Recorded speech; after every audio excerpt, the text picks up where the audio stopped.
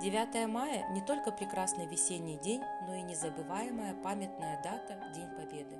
Совсем мало осталось тех, кто имеет непосредственное отношение к этому празднику, кому лично мы должны сейчас поклониться в ноги и поблагодарить за мирное небо над нашими головами.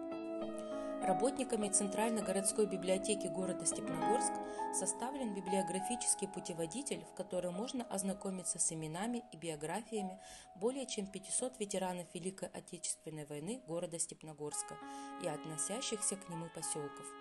Путеводитель составлен на основе бесед и интервью библиотекарей с участниками войны и их родственниками, собственноручно заполненных ветеранами анкет, материалов из газет и книг, альбомов предприятий Степногорска, архивов городского музея, военных архивов, доступных в сети интернет.